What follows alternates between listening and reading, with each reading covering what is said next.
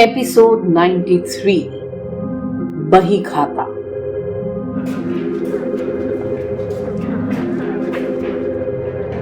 Kapil reached the third floor of the huge hall in the upper echelons of the ether world, beyond the clouds. He was holding his heavy medical file. Kapil was looking for an empty chair, but the place was overcrowded. Kapil saw that not everyone was carrying a medical file. Some of them were just holding a diary, and some others were empty-handed. A lady in the corner seat, well in her 70s, was reading a book. The man sitting next to her was scantily dressed, with only a dhoti wrapped around his waist. His hair was all disheveled, and it looked as if he had been brought here midway from his shower.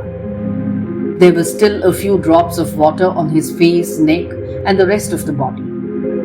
He had a bored look on his face, as if all this process was just a waste of time. Suddenly, Kapil saw a young boy get up from his chair. Kapil hurriedly occupied the empty chair. He noticed that the little boy's cheeks were streaked with tears, and he was bald. On his left hand, a cannula was jutting out. There was blood around the cannula and on the boy's lips. The child reached the center of the hall and began to look at everyone attentively. Kapil now realized that the child was trying to search for his family members. Kapil felt bad for the little kid. He couldn't have been more than 10. His body showed telltale signs of leukemia, the deadly cancer. Kapil was glad that he was 52. At least he had been able to see more of life than this little kid here. The fellow sitting next to him leaned over and whispered, "Shh! There's a separate line for the medical cases. Why don't you go there?" "I know," said Kapil, "but that line goes down 3 more floors. I got tired standing and waiting for my chance. The line is moving ever so slowly, so I came here to rest." "Yours is not a medical case?" "No. I volunteered to come here." Kapil now noticed a dark black line across the man's neck.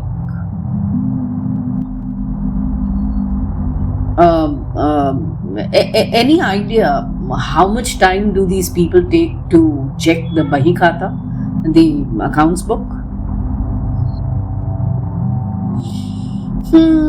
"Sometimes days," replied the man. "Oh God," thought Kapil. "I need my balance sheet quickly and push for punishment to... Why does he take so much of time?" asked Kapil loudly.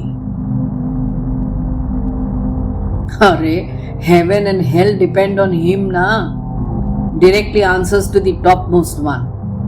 You may shout to hurry up, but he will take his own sweet time," replied the man philosophically. "Kapil Mehta, Kapil Mehta, please step forward." Kapil got up with a start.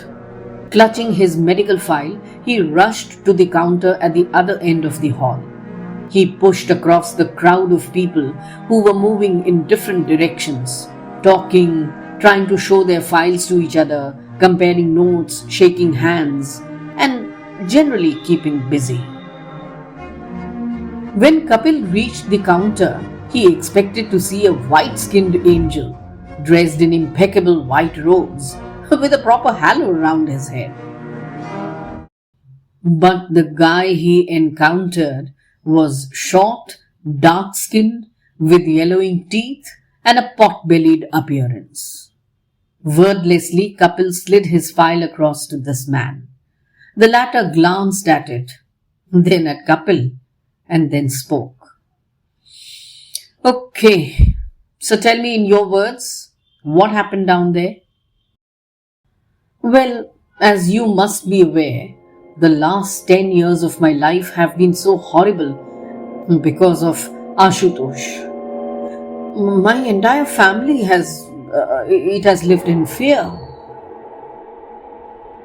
Ashutosh wouldn't agree to business deals which would have got us so much of money. On the contrary, he began to leak details of my illegal deals to the authorities and get them cancelled. So, how could I have kept quiet? Sajjad and I, we began to pressurize Ashutosh. I gave Sajjad a free hand to do this. Ashutosh accused me of threatening to kidnap his daughter. Did he really think I would do such a thing? Arey, it was just a threat, yaar.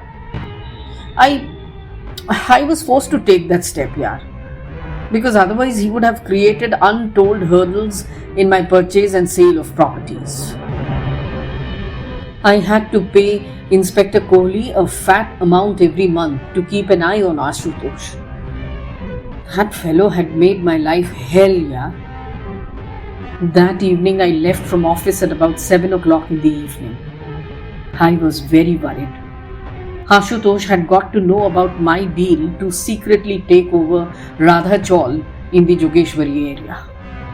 I would have then sold it off to a builder, of course. When I pulled out of the car park, I noticed a white car. A little later, I observed it was tailing me. I became very nervous. I thought that I will zigzag across the traffic and shake him off. But that fellow managed to tail me continuously. When we reached Shivaji Park, I suddenly decided to take a U-turn to baffle that white car driver. He wasn't prepared for this. In order to rush after me, he also desperately tried to take a U-turn. But he ran straight into a trailer. I heard the loud bang.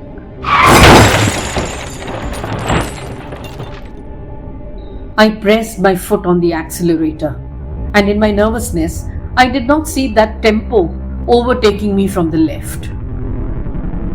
I finally got crushed between the tempo and the divider. Listen, I'm not supposed to be here. But first tell me, what are you going to do with Ashutosh? When are you going to punish him? Don't you know how much my wife and children cried at my funeral?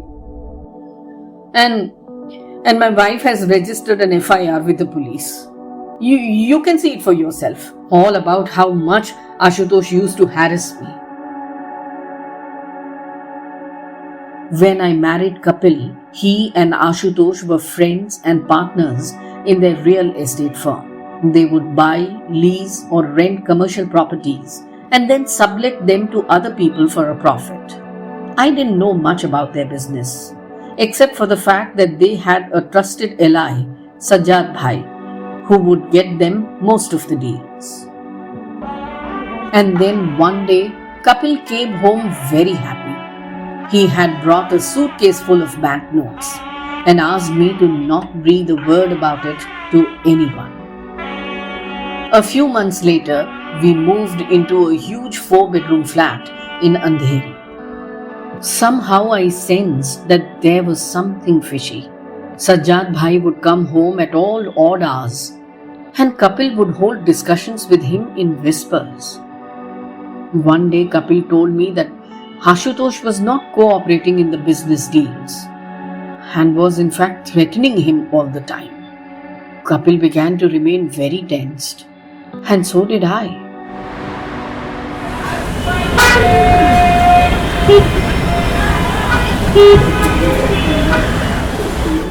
Mumbai is one of India's, or rather Asia's most populated cities.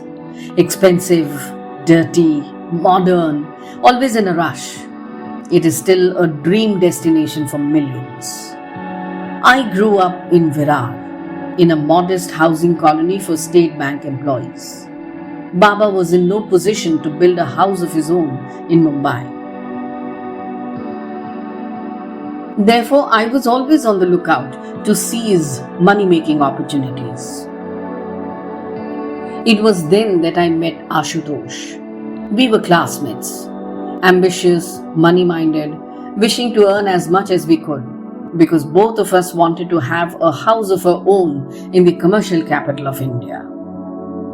We began to either buy or hire commercial properties to sublet them further for various needs: grocery shops, tuition classes, pizza places, cloud kitchens, and the like. This is when we met Sajjad. He would help us pick up prime properties and clinch a good deal with the builder. He even helped us in finding good customers. All three of us benefited from these arrangements mutually. I was quite surprised one day when Sajjad requested to meet me alone. He took me to see a brand new property in South Mumbai. Before I could ask him why was Ashutosh not invited, Sajjad himself gave the answer. देखो कपिल साहब, ये property बेनामी है. An international bank wants it desperately as it suits their location and other requirements. But the sale has to be legal. If you sell this property to them, then they will be on the safe side. And if there's a single owner, the sale deed will come through quickly and easily. They're going to pay a huge extra amount separately to you for enabling them to buy it. Ashutosh Bhai would never have agreed to this. तो कपिल साहब, अब आप सोच लो. Sajjad was very correct. Ashutosh wouldn't have agreed for such a benami deal. And yet, as his partner, I should have taken him into confidence. But he would have simply refused. And the thought of making lakhs out of one deal was too tempting to not accept it. After all, it was to earn money that we had got into the business of real estate. And I was not hurting Ashutosh in any way, was I? By the time I struck such a lucrative deal for the third time, I was able to buy a dream house for myself. But Ashutosh soon found out about my secret benami dealings and got very angry at Sajjad and myself. Soon his anger took on a very ugly spat between us. We parted ways. Frankly, I was very scared that Ashutosh might take revenge. When Sumitra was hit by a cow in the market near our home, I was very sure it was Ashutosh's doing. Furious, I hired a few goons and got his new office all smashed up.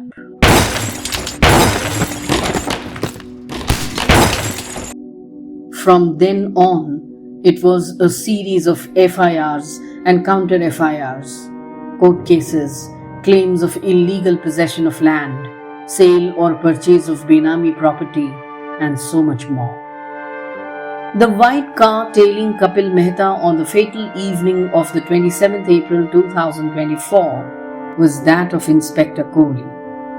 He feared that Kapil might be attacked on his way back home, so he was simply keeping an eye on Kapil. But the sudden U-turn by Kapil made Kohli smash into a trailer, and when Kapil finished reading his page in the Bahikhata, he clearly saw a red line at the bottom. He dared not look into the eyes of the accountant. Back on earth, it had been easy to fool Sumitra, his children, his parents, Ashutosh, friends, even his own self. Kapil closed the register and collected the token on which were written the instructions of how to proceed towards his final destination.